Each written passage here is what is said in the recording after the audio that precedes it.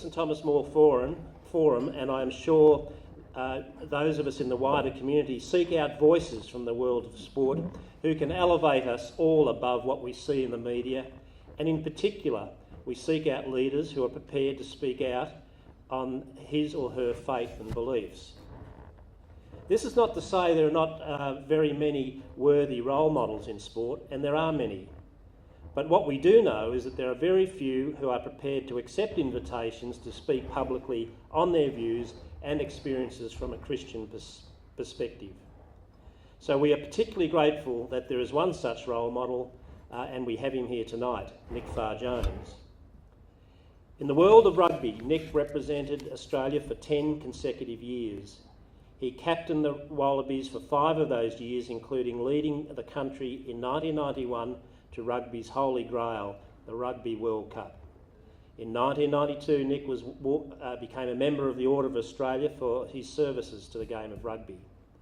Nick graduated in law from Sydney University back in the days of amateur rugby, just as they were coming to an end.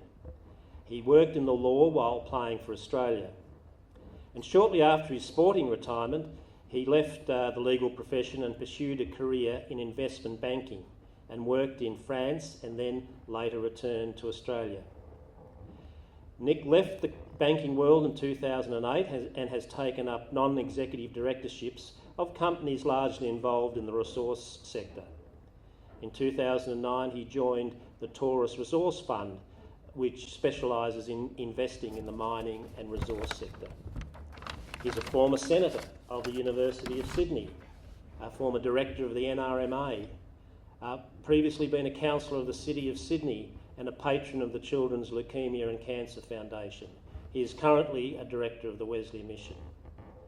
Above everything, Nick Farr-Jones counts the most successful and satisfying years in his life as the daily interaction he has with his wife Angie and 4 children.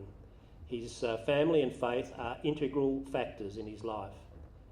Ladies and gentlemen, please welcome Nick Farr-Jones with the title of his speech is My Christian Walk, Let the Process Look After the Scoreboard.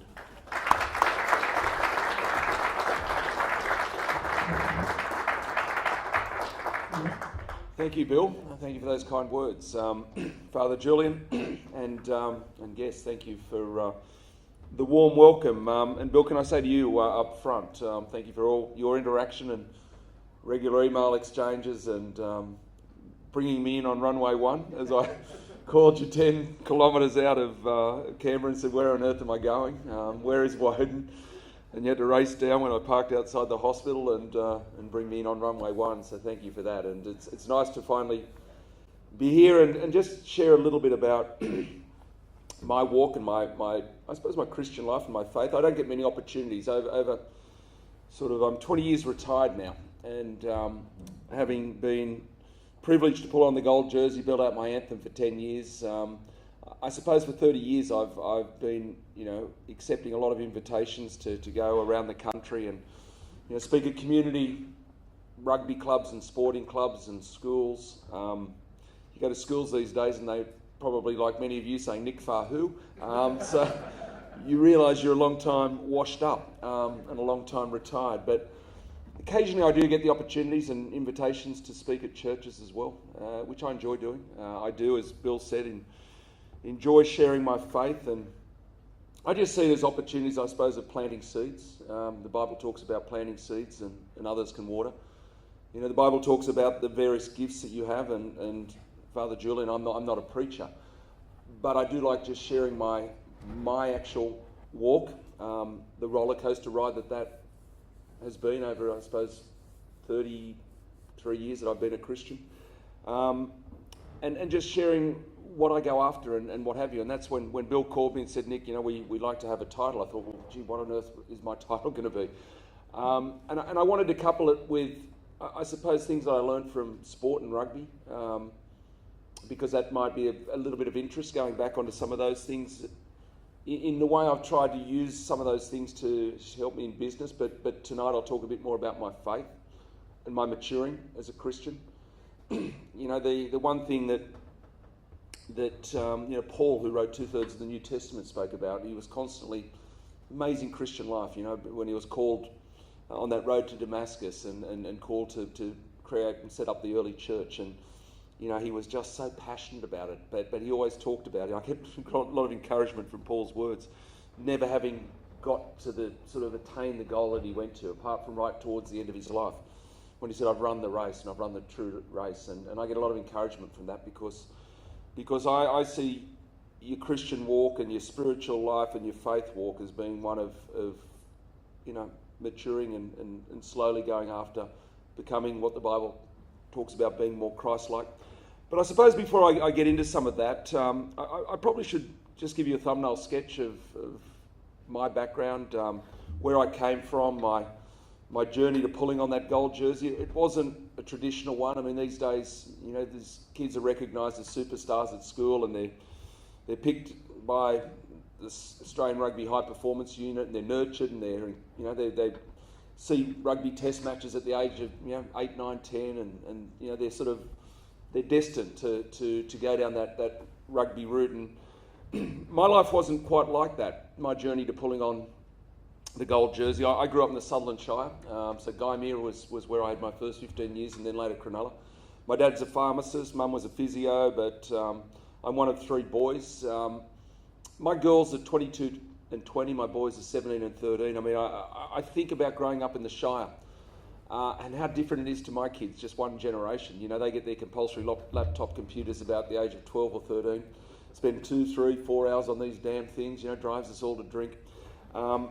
My life growing up, when I think back to growing up at Gymea and then Cronulla, was basically running into my 2 brothers under the Hills hoist, playing a million sports, always being outside, becoming competitive.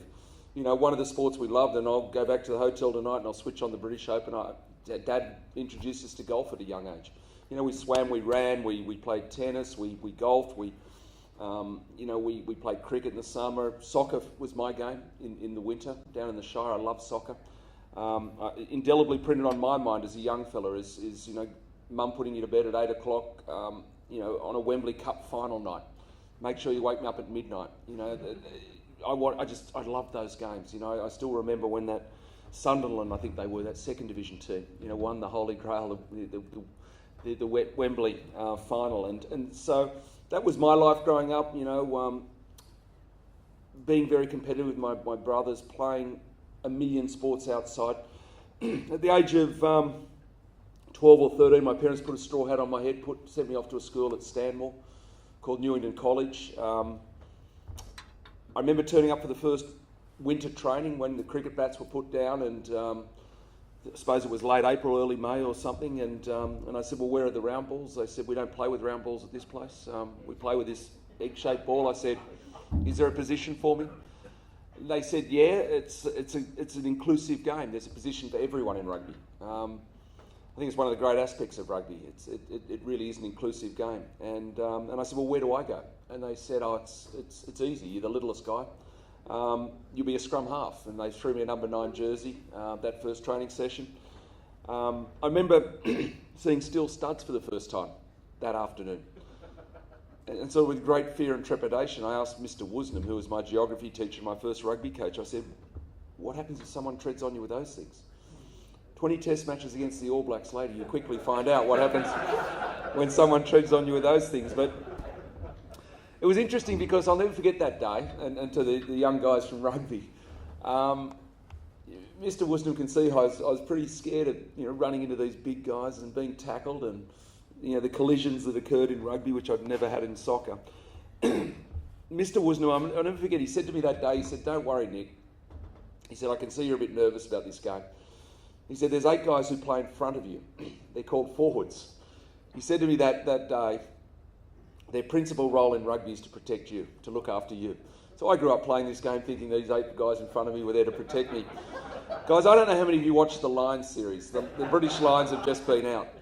So the British and Irish Lions. And very busy time. It was a fantastic time. We had 40,000 supporters in Sydney for that last test. It was wonderful. I think one of the great aspects of rugby is what the French call le troisième mi-temps, the third half. The 80 minutes, you stand the torpedoes full speed ahead, get stuck in and go after winning. But the great thing that I've learned, particularly in retirement, about the great aspect of rugby is le troisième mi-temps, the third half, the before, the after, the singing, the lying, the having a few drinks, the mateship, the strange word we use in camaraderie, in rugby, camaraderie. It's a fantastic aspect of rugby. We don't have a mortgage on it in sport, but it's just that rugby's the game that's given me the passport to the world and given me so many great mates and friends. But getting back to the British and Irish Lions, if I've got any regrets standing here 20 years in retirement from my rugby career, as Bill said, I was lucky enough to be in the right place at the right time to captain a Wallaby team to win a Rugby World Cup. I mean, I suppose that inevitably will be what's chiselled on my rugby tombstone.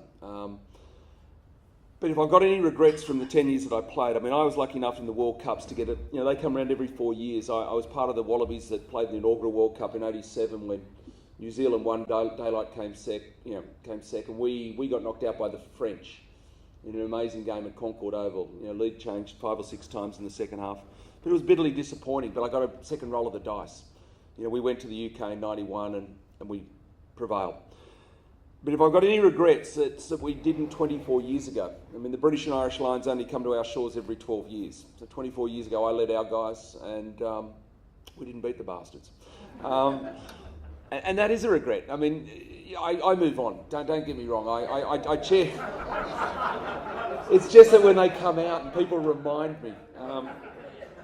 I chair New South Wales Rugby these days, and that's the community side of the game. So, you know, the umbilical cord, you know, to the modern international game has sort of been cut. But when the guys were out recently, and you know, there was all the focus on the tour, and you know, people were talking about what happened 12 years ago and 24 years ago. You know, I was thinking back to the tour, and we won the first test. It was a 3-test series 24 years ago. We won the first test by about, I think it was 32-12. Fantastic game. First game at the Sydney Football Stadium, the newly developed stadium alongside the Sydney Cricket Ground. Playing great rugby, we scored 4 tries, terrific interchange between forwards and backs, great defence. A week later, we went up for the second test to secure the series. And to cut to the chase, the Lions decided that the way to beat the Wallabies was beat the stuffing out of us. They turned on the stink. And it was a clear tactics, and I've got absolutely zero problem with the tactics. My only problem was that we didn't stand toe-to-toe with them. They did us a service. We changed the jigsaw puzzle for the team in the next year, and they did us a service that gave us the team that went on to win a World Cup. But I think back to the match at Ballymore, which is the great rugby stadium in Queensland. It started in the first minute, and it finished in the 80th. That's the fight, the stink. My opponent, Rob Jones, was fired up all week about, you got to get in Farr-Jones' face and, upset him, and the whole idea was that, if we can get the forwards into Farr-Jones and his game implodes and the team will unravel around him. And first scrum, a minute or two into the game, Jones jumps on my foot, and so I push him off, and that started the first brawl. And it went on and on and on, and in those days, there was a guy, Brian Mad Dog Moore, as we called him. He was the hooker for the Lions team. He was an Englishman. He really was a lunatic. And I remember, I think the first line-out was about the 4th or 5th minute. And in the days before lifting in line-outs, you'd often size up the hooker, the opposition hooker, because if I got bad tap ball, his instructions, particularly that day, were get all over the top of Farr-Jones, sack him. You didn't have 14 cameras in those days like you do now. You didn't have touch judges with microphones and referees' earpieces. So Brian was sort of sent out there, get stuck into Farr-Jones again. Let's make sure that the little guy and the captain, we get in his face and his game unravels. At that first line out, I made a major mistake. 4th minute of the game. Brian was snarling at me. There was smoke coming out of his ears. I winked at him and I blew him a kiss. He proceeded to just beat the crap out of me. And this went on and on and on, and all of a sudden I'm dropping balls. I've got one eye on Brian, one eye on the ball. I'm sending passes over Michael Lyon and Noddy, my 5'8's head. Their tactics were working a treat. And eventually I thought back to what Mr. Woosnam told me in 1974. There's 8 guys in front of you that are supposed to protect you. And I thought, where are these 8 guys? The first guy, in a small fit of rage, it was about 20 minutes into the game, and I had claret all over the jersey. He didn't get replaced for blood bins in those days. The first guy that I got, my first forward, was a guy called Steve Cutler. I don't know if anyone remembers Steve Cutler. He was the first of the 6'9" variety.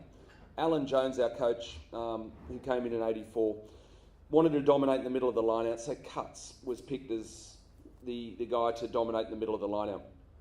Cuts, 6'9", but he wasn't your typical hard, mongrel, tough second rower.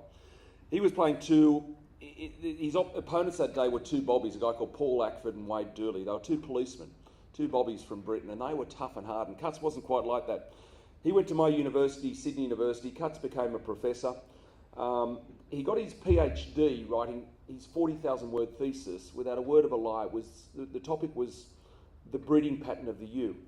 So you can appreciate that Cuts wasn't your typical mongrel second rower, but he was the first forward that in this fit of rage, I thought, I've got to have a chat to someone. I went up to Cuts and I said, have a look at my jersey, have a look what the lines are doing to me, have a look what's happening to my game, have a look what's happening to my judgment, what have you. I'm trying to lead you guys. We're imploding. I said, you've got to get Mad Dog off my back. I remember Cuts sort of looked down at me and said, yeah, I've been observing what's been happening, Farr. I'll have a chat to him. So about 2 or 3 minutes later, there was another stoppage of play for another fight, and I went up to Cuts and I said, did you have a chance to speak to Brian? He said, yeah, I did. I went up and I basically said, I've been observing what you've been doing to Farr-Jones. You touch him one more time, it'll be the last thing you do on a rugby field. He said, I'll personally put you in the dust of Ballymore. Cuts wore size 16 boots, these really long things, and he still had the long studs in despite the hard, dusty ground. He said, I'll drop you in the ground, I'll spit you out the back of the next ruck, the other 7 forwards will follow, you'll be stretched off this ground, lucky to play again. And I looked up at Cuts and that's magnificent. I looked over at Brian, 10 metres from me, still snarling at me. I said, mate, out of interest, what did he say to you in response? Cuts looked at me rather sheepishly and said, I'm not sure if he heard me, Farr. So guys, there's some of my memories of 24 years ago and what have you. But let me just go back to the age of 13, getting into rugby, enjoying it. All the other sports were still there. It's pretty well documented, and to you young guys who are playing the game and loving it, it's well documented that I wasn't good enough to play first 15 for my school. I captained the second 15. I was really proud to do that. I went to Sydney University. All the other sports that I'd played sort of got carved off. I played alongside some amazing people at uni. I grew a bit. I worked really hard.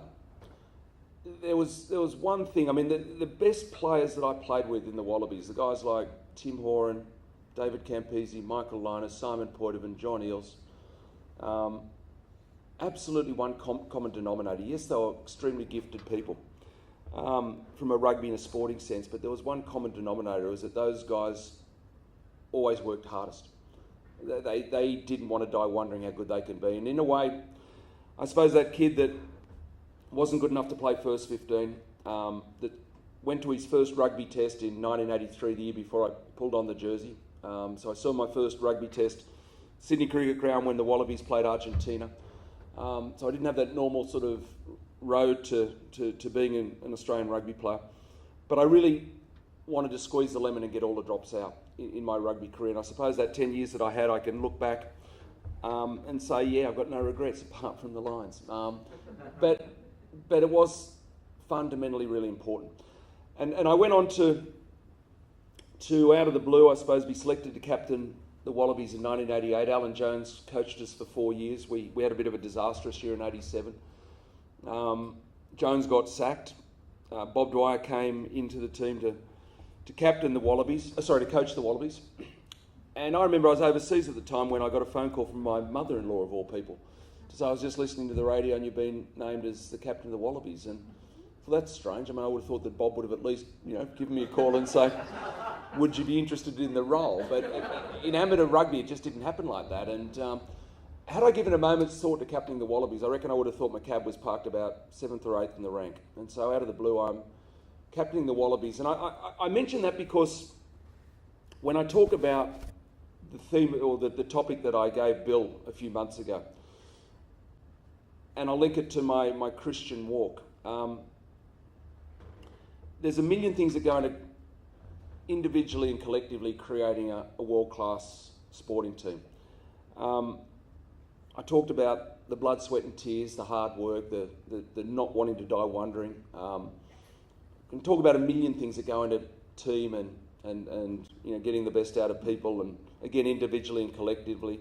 Importance of creating an environment that allows people to have a chance and occasionally make a mistake. The importance of team spirit, and that's a really hard thing to define. And I can talk a lot about that, but I'm not going to talk about it tonight. But the one thing that I thought I'd talk about was this thing that I've mentioned as my title for my chat tonight, about getting the process right. Let me take you back to 1988. Here I am as a 26-year-old named captain of the Wallabies. First 2 years were very frustrating because we were what I describe as a very inconsistent team. 1 week we could be fantastic, the next week we could be absolutely lousy.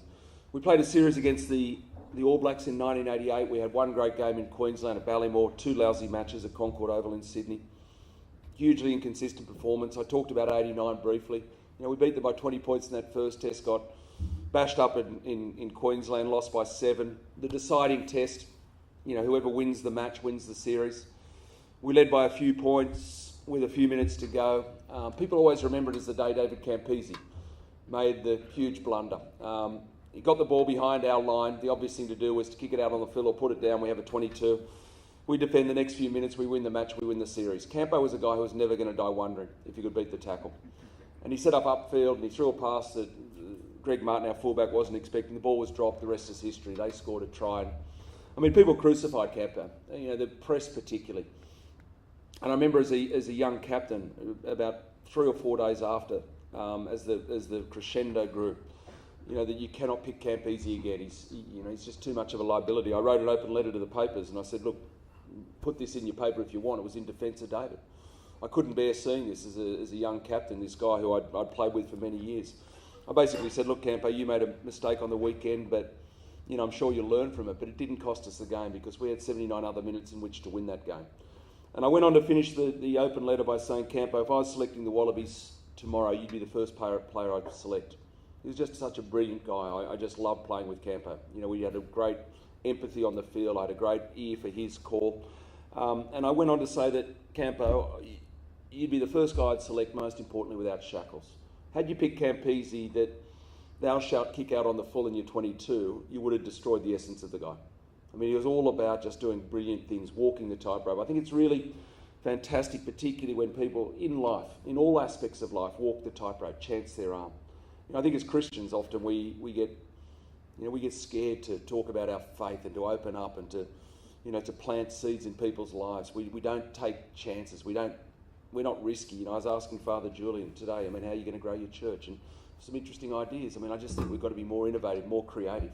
If we actually think about, eternity. And my parents still aren't Christians, and we just got to be more creative. But let me get back to Campo.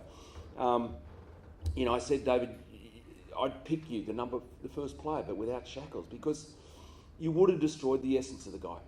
And I think that I was vindicated 2 years later when we went on to win that World Cup, and without doubt, Campese was the player of that tournament. He did some amazing things. And, so let me get back to the inconsistent story. Lions, hugely inconsistent performance between first, second and third test. At the end of 89, we went on a tour to France. So this is the end of my second year captaining the Wallabies. We played the first of 2 tests on the French-German border in a town called Strasbourg. Fantastic game. Beat the Frogs by about 40 points, scoring 5 and 6 tries. Like that first test against the Lions, Molly-Faye's play, interchange, forwards and backs, 50, 60 metre tries. Wonderful defence. I reckon it's probably one of the best games I ever was a part of, particularly as a young captain. People often say, Nick, it was only France. I say, do you understand how difficult it is to beat them on their soil? And I lived in France for 4 years when I joined the French Bank Société Générale. And thank God in 89 I couldn't speak the language because they built out that great anthem, Le Marseillaise. Part of the translation is, with the blood of our enemies, we shall fertilise our soils. You're about to go and play rugby. Just pull out the white hanky and wave it.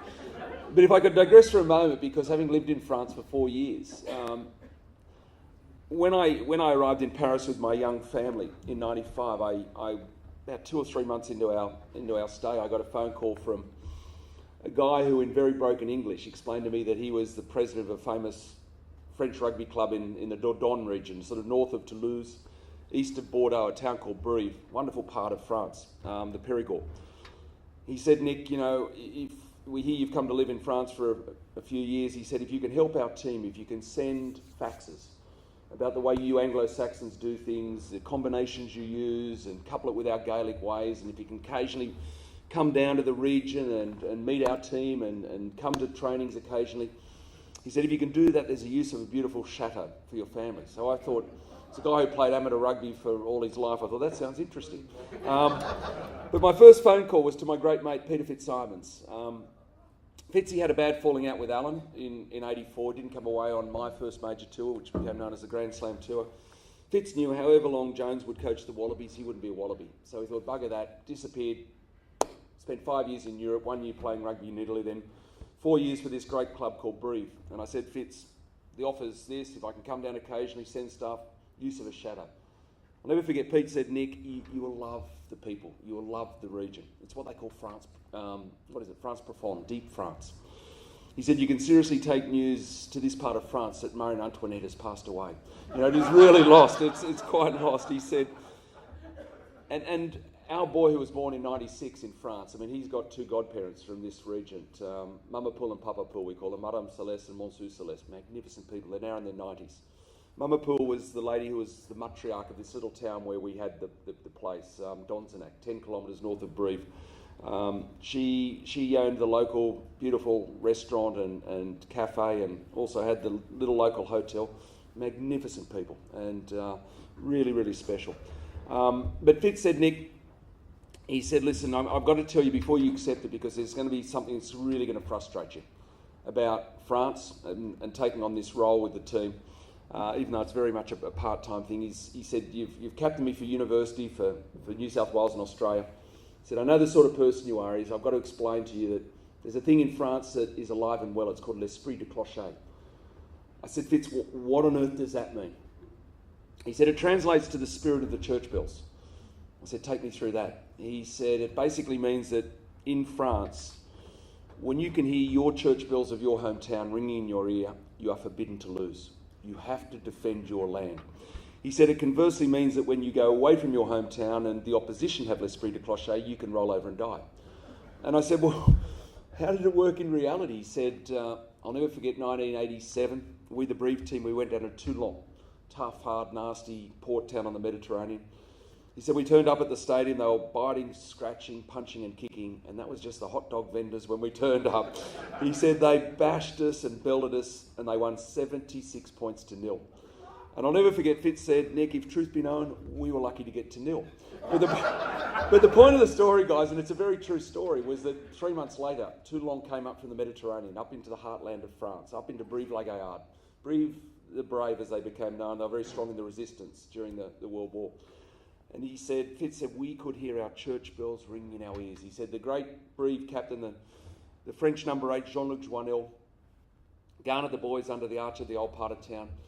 He said, we went out and we murdered the bastards 7 points to 6, which for Anglo-Saxons you cannot imagine could happen, that you could have that sort of reversal in scores over 3 months. But it is very French. And so let me get back to beating them by 40 points on their soil.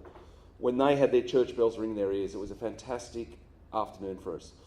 Point of the story, guys, my first 2 years of captaining the Wallabies, 7 days later, for some reason we didn't play a test match in Paris on that tour. We played in Lille. We played in the Somme Valley in the north of France. I say that because it was a very emotional day. We played on the 11th in the Somme Valley. The great Bob Templeton, God rest his soul, Tempo, we went to Villers-Bretonneux that morning on the way to Lille. Tempo read the ode to the fallen, we laid the wreath. But we're about to become the first Wallaby team to win a series on French soil. It had never happened before. The French had made unbelievably 8 changes to their team after the first test. And to cut to the chase, guys, we played like busted bums. We made a million mistakes. We lost by 6 points. And I'll never forget, on the long flight home, I had a couple of beers, I was emotional. A couple of hours out of Sydney Airport, I went up to my coach, Bob Dwyer, and I said, Bob, we've got a World Cup coming up in 2 years' time. I want to alleviate you of having to drop me as captain. I don't think I'm a good captain.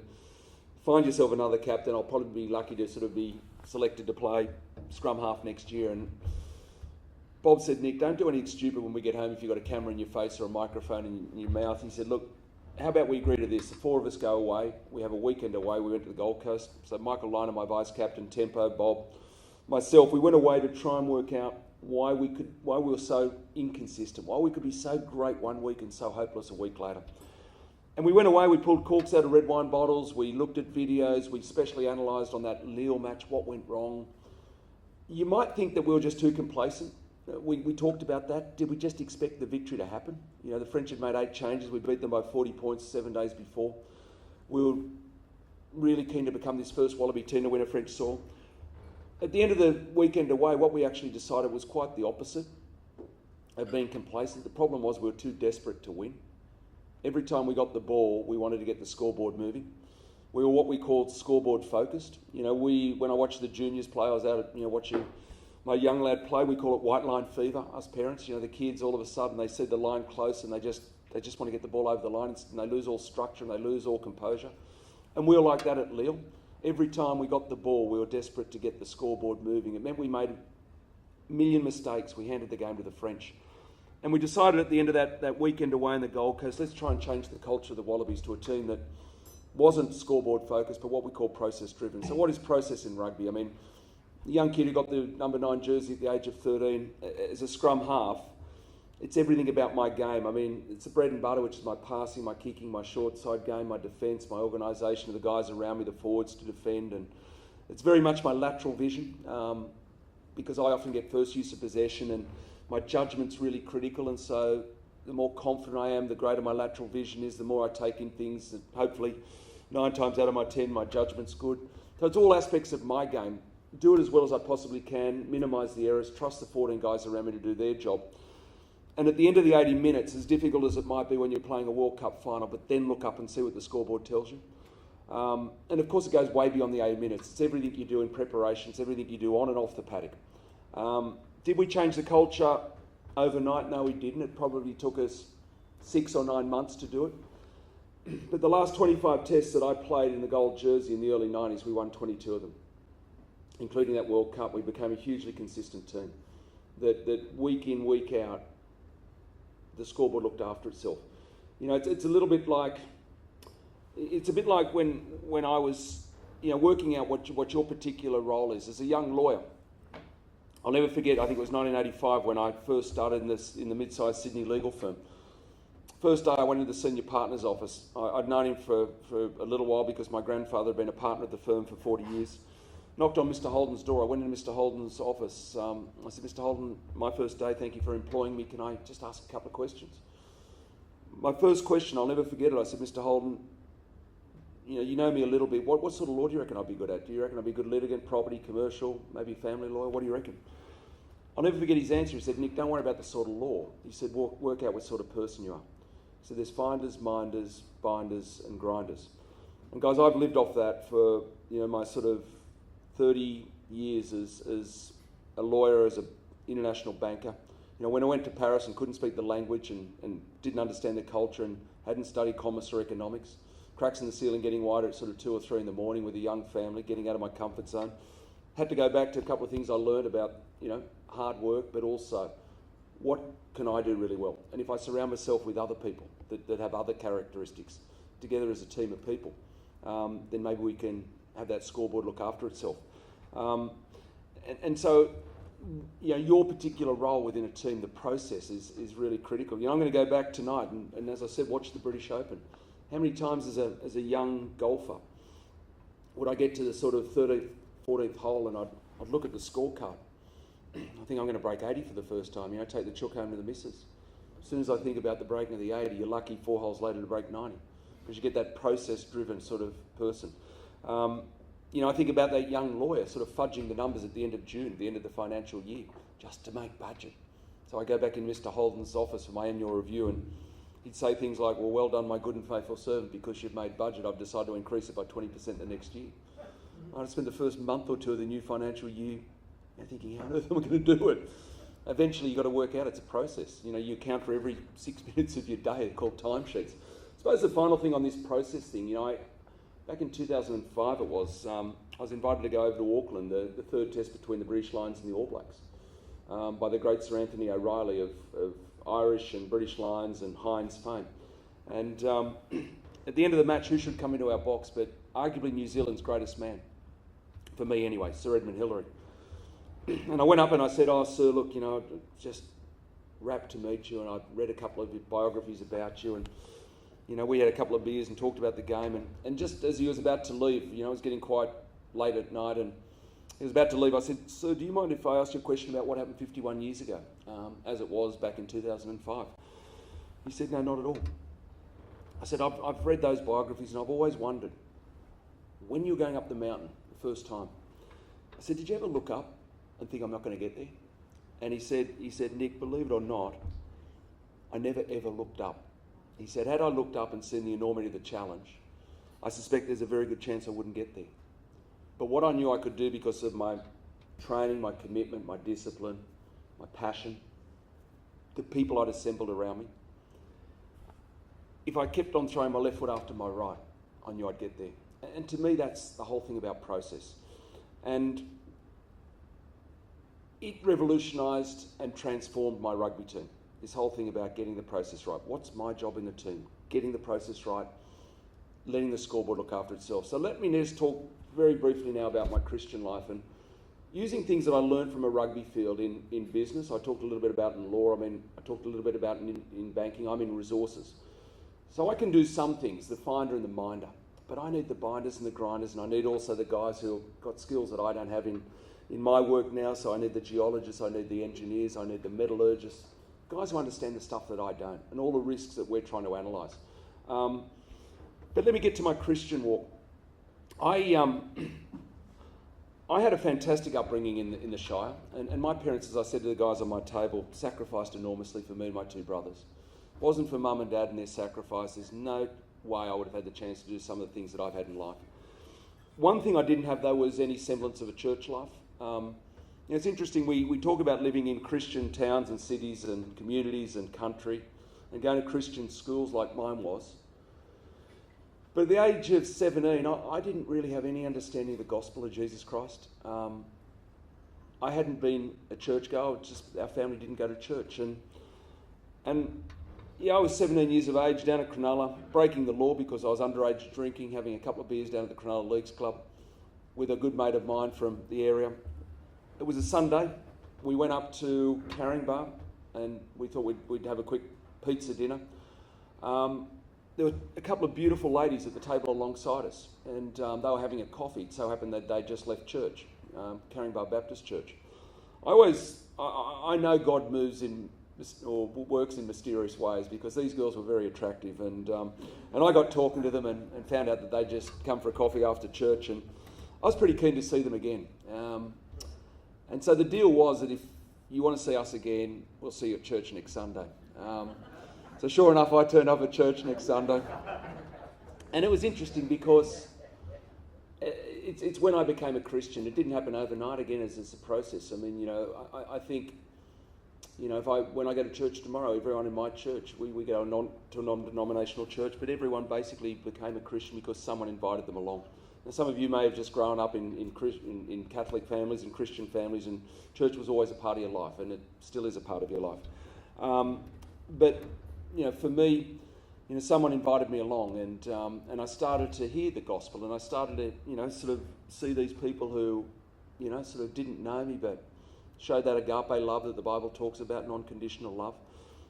And I suppose it was sort of 6, 7, 8 weeks into continuing to go to church. My folks couldn't work out why on earth I kept on going Sundays. Of course, it was the pretty women initially, then the message that I started to get really confronted with and started to understand what Christ did on the cross.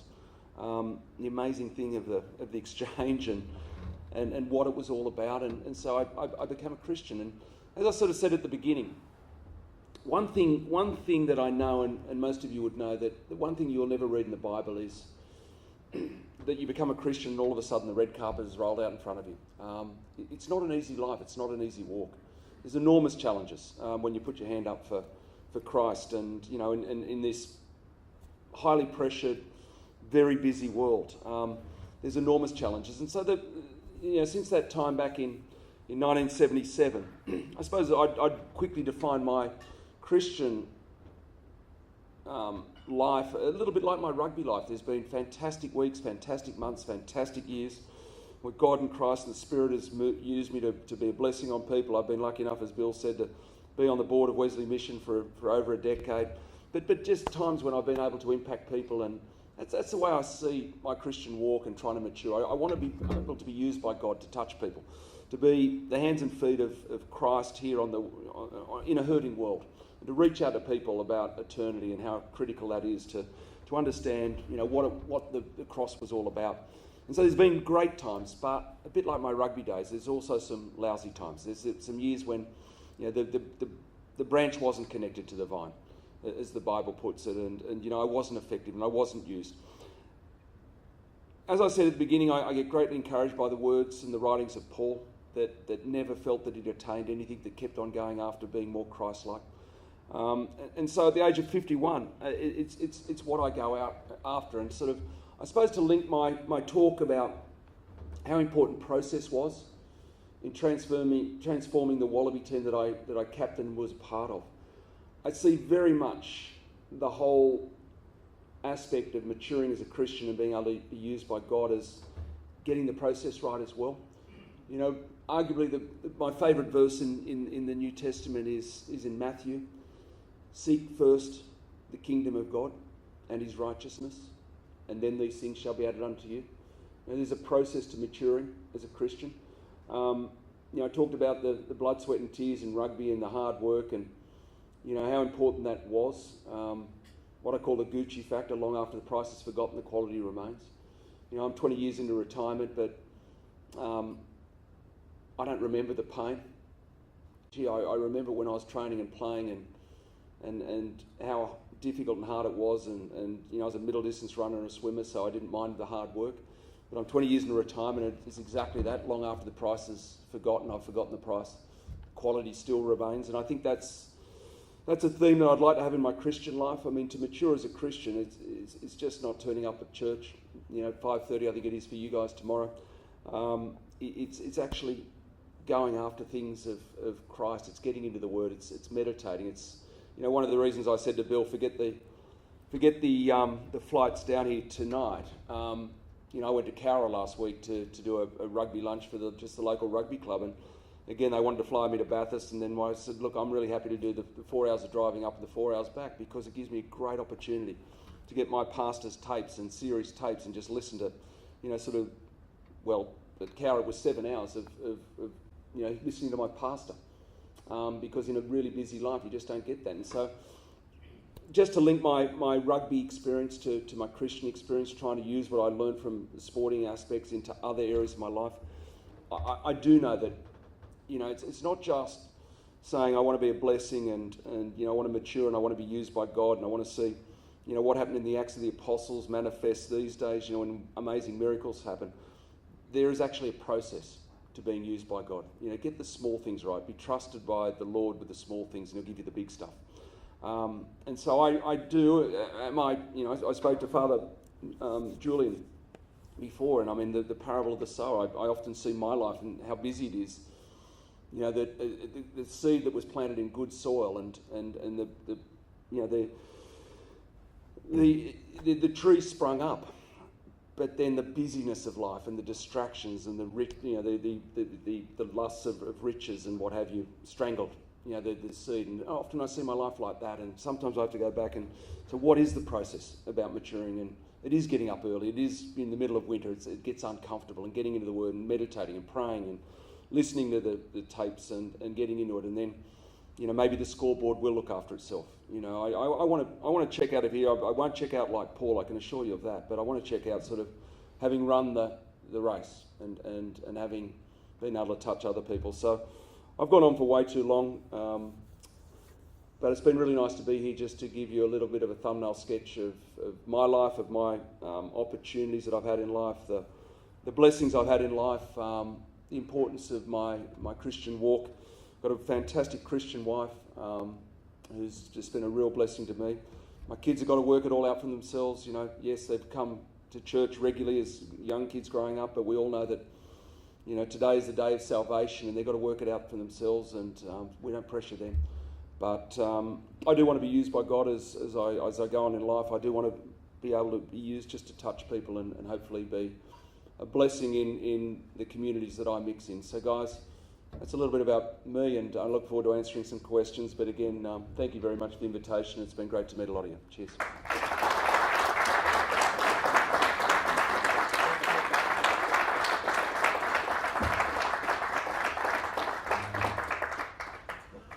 Nick's run a pretty good race tonight, so we'll go to some questions. Colin McMaster here will pass the roving mic around. So who would like to ask Nick the first question?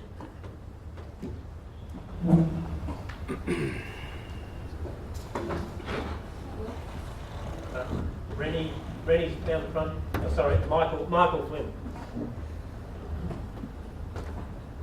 Thank you for a magnificent address.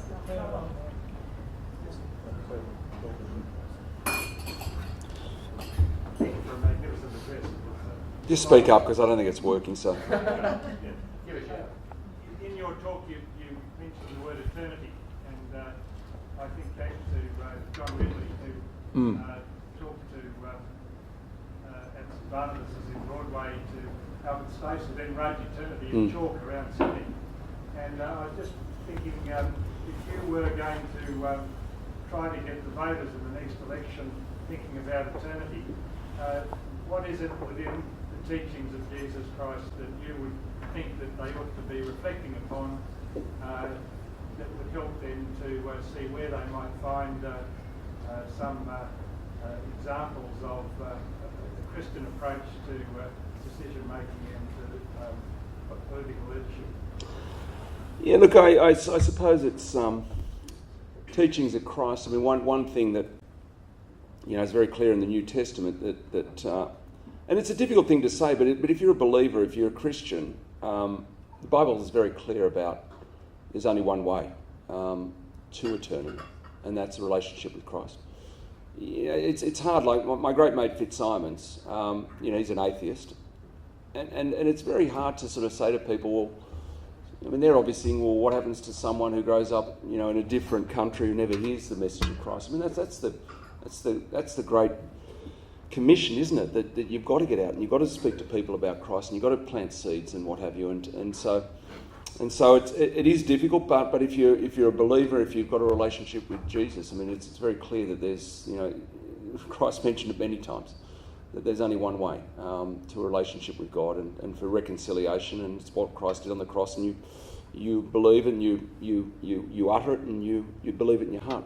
I think part of your question, to answer it, is very much the teachings of Christ, and he, the 3 years that he was with his disciples was very much to be a servant of people, to not to put yourself first, and to serve others. I mean, Christ, for the 32, 33 years that he lived, I mean, that his life exemplified servancy, and he spoke to his disciples many times about it. And so, to answer your question, I think that's probably the critical thing in the teachings of Christ in relation to this whole decision making that's coming up in the next few months, and for people that are sort of over the hill, serving in government, in Parliament House.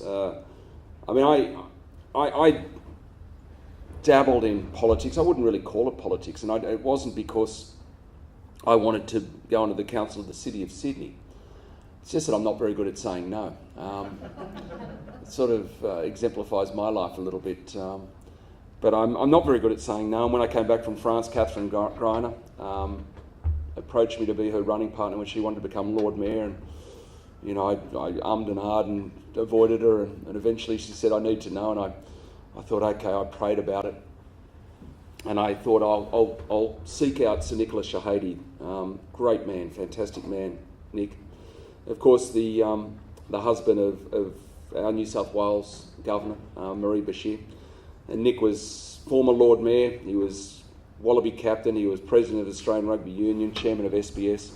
Fantastic guy, and I thought I'll go and have lunch with Nick and I'll ask him and I'll pray about it. And, I felt led that whatever Nick says, I'll go with. And I was sure at the end of lunch he was going to say, no, don't do it, Nick, you don't want to get into that.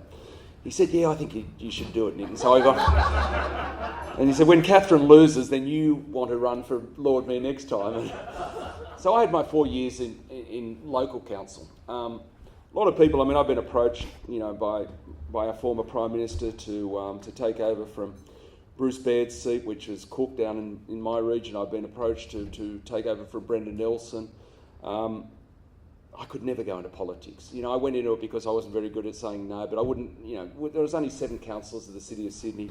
It's a fantastic time to be councillor, pre, during and post the Olympics. It wasn't that political. I got on well with Frank Sartor, I got on well with all the councillors. I mean, Lucy Turnbull and I just head-butted a little bit, but common sense decisions, fantastic city.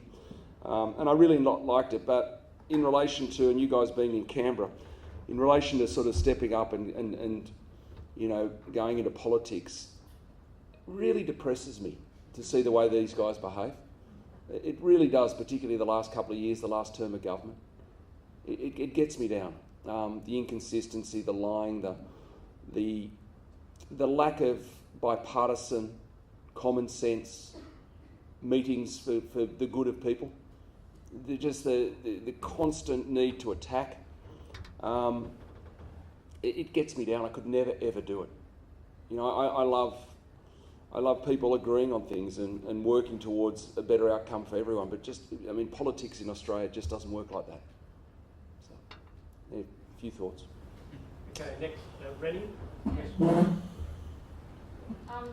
Very nice to hear you talk, Mr. Farr-Jones. I Nick, myself ready? expressed ignoramus when it comes to rugby. It's all right. There's many of us out there. I'll say to someone here at the table that before I met my beautiful husband, who's a rugby fan, I didn't really know the difference between the codes actually. Yeah. And, It's all right. And I'm still learning. But so I was really interested to come to your talk tonight to hear what you had to say from the perspective of as a Christian in terms of your guidance of a flagship team for Australia.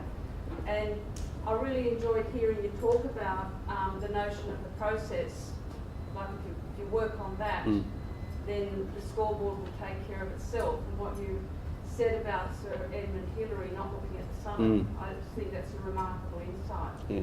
Well, at the end of the day, that would have been the scoreboard. That's where he wanted to get to. But if you focused on, he just said, look, if I got all the process right, I'd get to the top. Yes, and in fact, if I reflect on things that I'm trying to achieve, like when you look at what you've got to try and do, you can be really daunted. That if you just take care Absolutely, of the process particularly when it's a really big challenge, and we all face a million big challenges in life. But something that I'm interested to know is how, for you as the captain of the Wallabies and as a Christian, how does your Christian belief impact on the way in which you work with your teammates on a personal level, and what effect did that have on the game? Putting process and the technicalities of rugby aside. Sure. How did that affect? Oh, look, I think one of the great things about team is that you've got the coming together of just remarkably different people. It's a great thing about the business environment. I'm constantly in awe of how God, out of my genes and my wife's genes, created 4 kids who are so different. Different skills, different qualities, different capacity, different passions, different loves. How does that happen? And so the coming together of, for example, a Wallaby team brings together people of just hugely different, outlooks, thoughts. And that's a great thing, particularly when you go on tour and you get to live with people, you get to share with people, you get to sacrifice for each other. The best teams that I played with were teams full of sacrifice and great spirit. I also went away, as I talked about, the roller coaster ride of my rugby years. I mean, there was times when we really played poorly and we had disastrous tours, and it's what we call being a bitter and twisted team. And believe it or not, you could go away on an Australian tour. In my day, you only picked 15 guys to play, and you had to have a fully verified medical injury to be able to be replaced, not like the current game. And so there was a lot of guys that if they weren't selected, they could get bitter and twisted. And all you needed on a tour to have a divisive touring party was a couple of guys who weren't happy about not being selected, a case of beer often, and 4 walls of a room, and these guys would go in, they'd start drinking, they'd start complaining about the coach and the captain and the selectors. Believe it or not, they'd actually turn up on the Saturday when you're playing a test match and they'd death ride the team. They'd go for the opposition. And they hoped that the guy who had their jersey played like a busted bum, and so he might get selected the next time.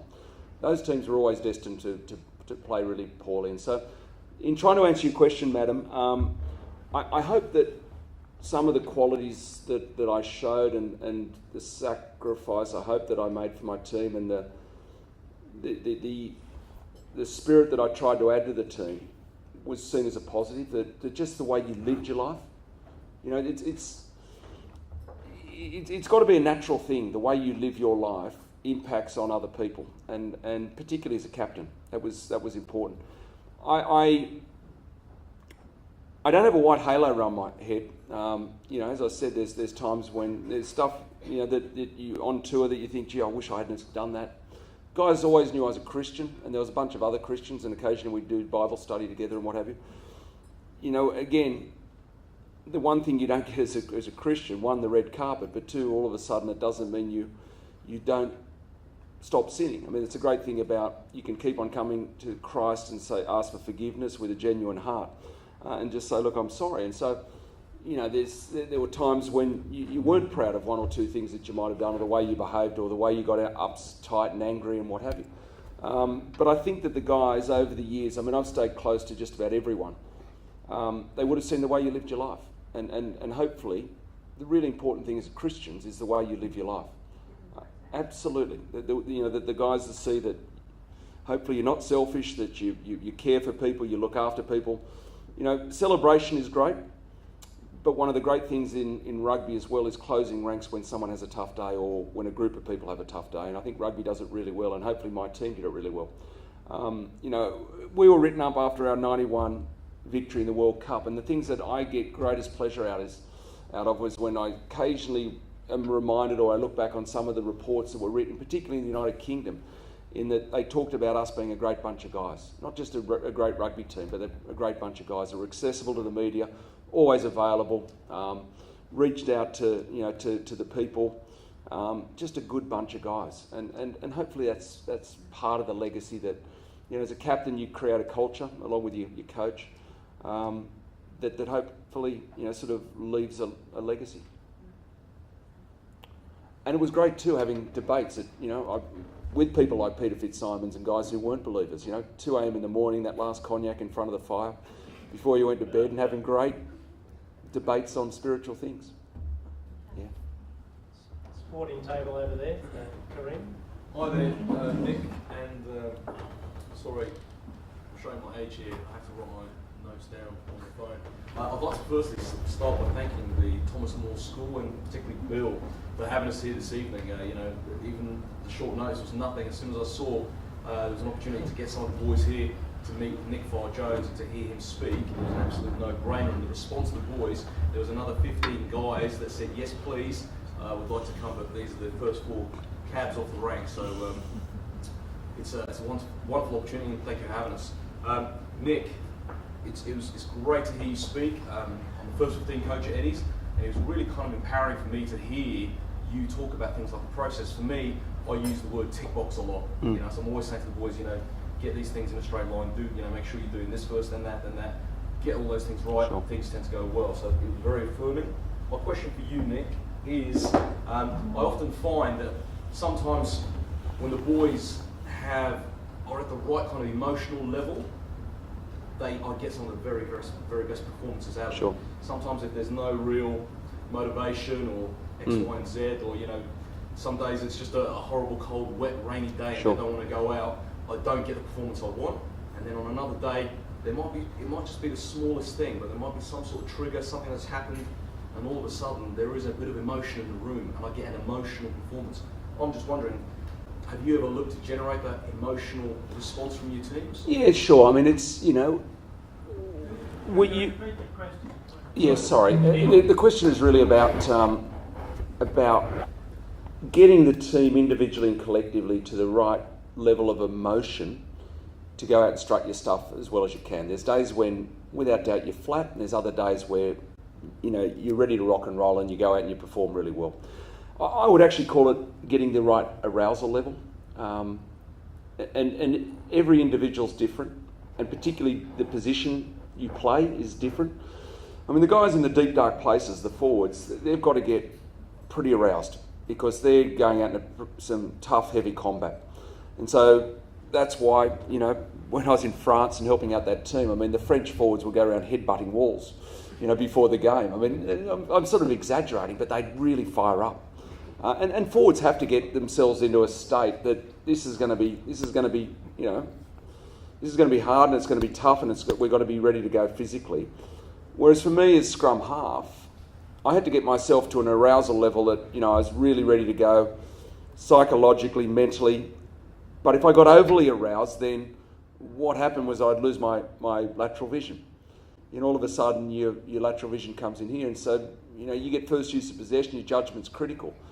That arousal level is really important. I mean, before the World Cup final, we had 18 minutes before kick-off from taking the field before we kicked off. And so you have to have a different build-up. You can't get too fired up in the changing room because then you go out into the field, you've got 18 minutes, I had to introduce the guys to the Queen has to meet the opposition, you've got all these dignitary things to do, and then you build out your anthems. And so it was really important that we had a different build-up to that game. You may recall, I mean, you're from Britain. I don't know if you remember, but we were very close to being knocked out in the quarter-final in Dublin in that World Cup by Ireland. With 4 minutes to go, against the run of play, they scored this try, and so we were facing being knocked out, getting on the plane the next day. I remember the great John Eales, arguably our greatest captain, our greatest rugby player. It was his first year in the Wallaby team. Ealesy, after they scored, and Michael, you know, we asked the referee how long to go, and he said 4 minutes. I mean, John's first thought was, oh, my dry cleaning. He'd put his he put his dry cleaning in that morning on a Saturday in Dublin. We were on a plane the next day if we got knocked out. He never contemplated losing to Ireland, so he thought, I'll get my dry cleaning on the Monday, and we were then playing a test match against the All Blacks in Dublin again. His first thought with 4 minutes to go and we've fallen behind was his dry cleaning. But after that match, and we castigated ourselves because we should never have gotten in that position where we actually were lucky to end up winning that game. The lead up then to the match against the All Blacks was unbelievable. It was fantastic. I remember the forwards had a little pact because they played pretty dreadfully against Ireland. They would go out just as a unit and spend an hour training on their own in the afternoons. And they came back, I think it was the Thursday before, we played on a Sunday, the semi-final against the All Blacks in Dublin. They came back and there'd been a fight between the forwards. Simon Poitevin had whacked Phil Kearns. And as a captain, I thought, that's fantastic. Because I knew that the boys were focused. They were on a hot tin roof. And there was very little that had to be said to them. So typically, we would meet on a Friday night before or the night before a test match. You'd have a team meeting before dinner. Coach and often captain would speak. Then the day of the test match, you'd get together and you'd have a break up for, say, 10, 15 minutes, forwards and then backs, and then you come together as a team before you jump on the bus to go to the stadium. That day before the All Blacks, it's really important to get your message and your words right as coach and as a captain. There was nothing that had to be said. There was absolutely nothing more for me as a captain of that team to say. Everything had been done. The emotion was there, the arousal was there. We were ready to rock and roll. And so all I did was, a wonderful friend of mine who passed away about 4 years ago, who was a guy who had enormous physical disabilities, but he lived his life amazingly. He never let his physical disabilities get him down. And he saw rugby in the Wallabies was a real sort of, we inspired him. And he was a wonderful guy. He was my eldest daughter was fortunate enough to have Matt as one of her godfathers, and he was just a fantastic guy. And Matt wrote me a letter during that World Cup, and it arrived just before that semi-final, and it talked about how he saw the team and the way we lifted his spirits and the way he sort of perceived our team spirit and all that sort of stuff. And I just read part of that letter to the guys. And we went out, and probably one of the best games I was ever part of. And so what I'm saying to you is that it varies. It varies on the occasion, it varies on the climatic conditions, it varies on where you've been before and where you are now, it varies on your preparation, and it varies on the individual. You know, you as coach has to go around and you would talk differently to each of the players, I'm sure. You know what you know pushes their buttons. You know when someone needs to get up. You know when someone needs encouragement. It was one of the great things of Alan Jones. Individually, he knew how to get a person up. You know, how to speak to them, how to encourage them. You know, for me, sometimes it was a kick up my bum. For someone like Michael Lyon, it was always encouraging, you know, because Michael was a sensitive person. You know, and so it depends on all those sort of circumstances to get that right arousal level.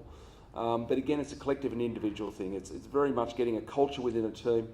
You know, I suppose I've said it a number of times, but that one is prepared to sacrifice for each other. And that to me defines team spirit. Young man. Which was your favourite game while you were doing rugby? My favourite game?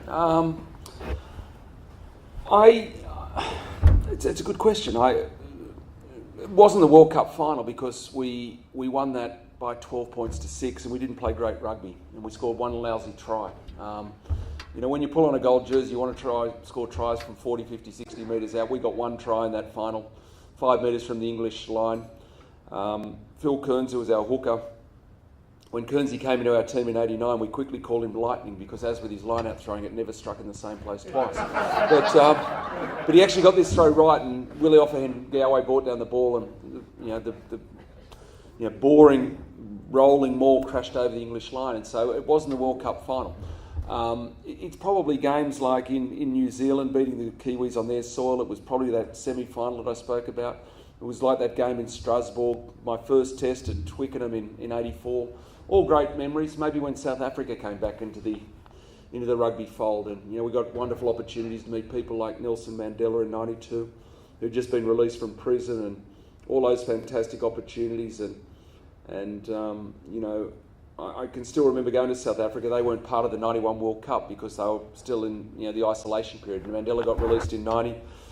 The ANC, the African National Congress, agreed to open up the nation again for international sports tours in '92, so we went over there. Of course, Mandela wasn't elected as first democratically elected president until '94, but to go over to South Africa, and I'll always remember, particularly back in '92, it was still very much a divided country. You know, the Afrikaans and the whites, and you know the black and the coloured people would come up to us and say, you know, get stuck into the Springboks, we're with you guys, we support you. You know, they were the old enemy, and I can still remember how many times, you know, Afrikaner white people would come up and say, congratulations on winning what you perceive to be a World Cup, but until you've beaten us, you won nothing. And then to beat them in a test match, 26-3, in the proud history of Springbok rugby, they'd never been beaten by 23 points. It was really nice to climb the Qantas stairs at Jan Smuts Airport in Johannesburg and turn around and say, well, I won't say what I said. But it was a good game, mate, to answer your question. It was a good game. Okay, Frank Long. That was a great talk, Nick. Thanks, Thank you Frank. very much, both from the point of view of your Christian walk and also rugby. This is probably an apocryphal story, but I heard that once, when you were a young player, you asked Mark Allen what you should do, and he said, just throw the ball over your head and I'll be there. Is that true? It's sort of. I'll tell you what he said, because I was very lucky to play my first 4 tests with Mark Ellie. He was a magnificent player. You know, I had Alan Jones as my coach, and so people like Mark Ellie were the great foil to Jones. You know, Jones was very serious. I'll never forget that morning of my first test in London. We were staying in a hotel in Westminster, St Ermond's Hotel, and I remember Jones, before I went to bed that night, he said, how about we have breakfast in the morning, just the two of us? He wanted to make sure that, you know, the kid who hadn't played first 15 for school was not too overawed about going to Twickenham first test, all this sort of thing. I'll never forget, you know, we had breakfast, and in those days you didn't have dietitians, and so, you know, you're in London having the black pudding and the bacon and eggs and the sausages and the tomatoes, and Jones, it was very typical of Jones, always spoke in analogies. You know, he sort of was talking about me playing my first test, and however long I played rugby, he said, have a look at your bacon and eggs. He said, Nick, he said, I want you to be the bacon in the process of the bacon and eggs. I said, what are you talking about? He said, well, the egg, look at the egg. The chook is just involved in the process. The pig is absolutely committed. And so I will never forget, because I was lucky enough to be roomed with Mark, because you often roomed before a test match with the guy that you're playing alongside. So I was roomed with Mark, and I went upstairs and I said, he started talking about the bacon and eggs and the pig and the chicken, and he was talking to me about commitment and wanting to be committed. And Mark just said, oh, forget it, Nick, don't worry about that. But getting back to your question, was it correct? I mean, number 10s can often be very finicky. Some of them like the ball on their hip, like Michael Liner. Some like to run onto it, some like to be more stationary. Some like it higher and some like it lower. I'd only played a handful of matches with Mark because I was playing second division rugby in 1983. I sort of came out of the blue to representative rugby. I'd only played a few matches with Mark, and I didn't really know where he preferred the ball. And so I said to him, I said, look, Miller, I said, mate, do you like to run onto it? Do you like it high, low, on your hip? Where do you like it? He said, Nick, you do the chucking, I'll do the catching. So it was fairly close, but that's what he said to me, and which just took all the pressure off him. I mean, he was just a phenomenal, sort of skillful, gifted player, and he just said, don't worry about it. He said, you just chuck it, I'll catch it. Alice Murphy. Nick, again, I'm joined with the others, so thank you very much. Pleasure. For a great talk. Nick, when you were talking this evening, you've explained so much about the need, the psychological preparation for a game, the commitment, and the great sacrifice you have to give. When young people are learning sport and you want to get that best out of them, it seems to me that it's a really difficult thing to teach them not to win at all costs because of the very high level of commitment to win at a high level of sport, and to lose with courage and magnanimity. So would you like to make... Oh, look, I just think that's something that you get from your parents. It's something you get from your teachers. It's something you get from your coaches. It's something you get from your culture of your school, the culture of your rugby club, people who mentor you.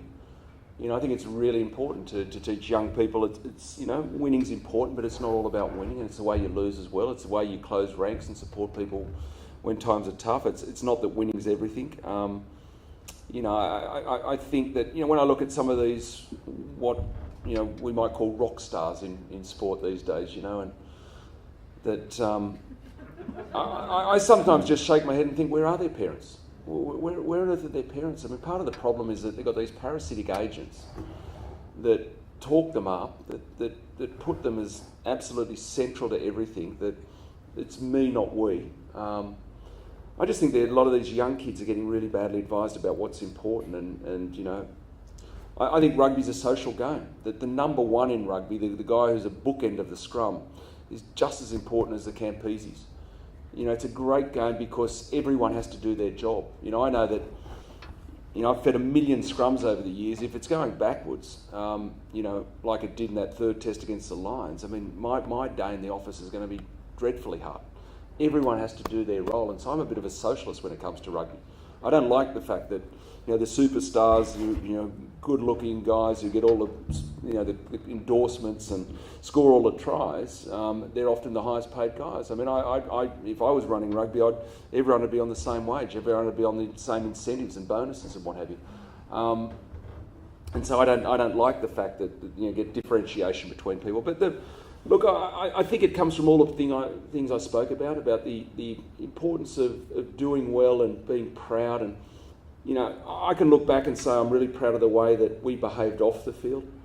It was really important to me when you pulled on that bottle green blazer about the standards you had. I mean, we in the Wallabies, people often talk about standards and discipline and all that. We had a thing called the on-off button.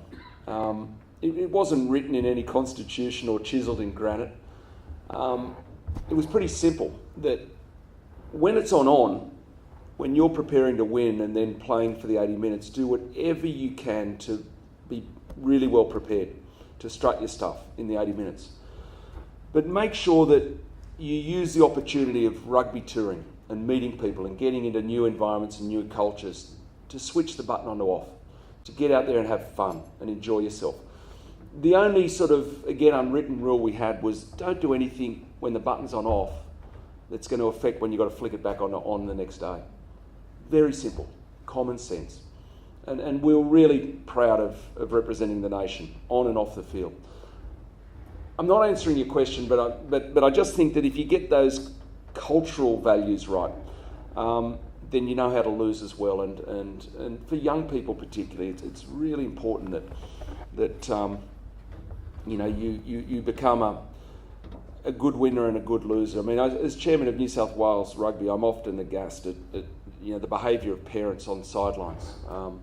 How serious it is. How some of the comments they make to referees, volunteers in our game, that without them we wouldn't have a game. It really does. It does upset me, and I've often got to write to clubs and talk about that. But to be the very best, and this is how you started your question. I reckon there's only about, and young men, I reckon there's only about 0.5% of people will ever be prepared to do the hard work to squeeze the lemon and get all the drops out. Very few people have that capacity and have that real desire to work hard and to not lose focus. So the majority of people don't. But does that mean you can't enjoy sport? Does that mean you can't play at a different level? Does that mean you can't really enjoy, pulling on a jersey, running into someone, having a beer after? No. But it's only a really, really small percentage that will actually, as I say, never die wondering how good they could be. Okay, ladies and gentlemen. Madam's got maybe one more question. The last question. Yep. Oh, earlier you mentioned about eternal life. In this busy, consumer-driven society we have now, even to baptise Christians, how do you spread that message that it's important? Yeah, look, we've all got different ways of spreading. I mean, it's a great thing about God. He gave us all. It's the finders, minders, binders, and grinders. There's some that have got the gift for preaching. There's others that it's the way you live your life. It's the way you talk to people. It's the way you communicate. It's the way of delivering a message differently.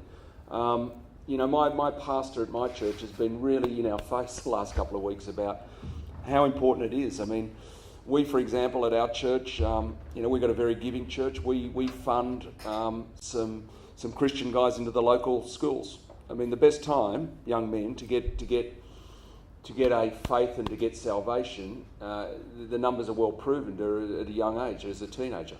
Not many people past the age of about 50 come to Christ. So at a young age is early, and so you can do a whole bunch of things. I mean, it's not just good enough to fund people and go and do the work. I mean, Christ expects us to do the work as well. We've all got a commission. And I was asked a few years ago to speak at a men's breakfast. And the guy who called me up was one of the prop forwards at my club, Sydney University. It wasn't Tony Abbo and I played together in the early 80s at Sydney Uni. It was another guy called John Matheson.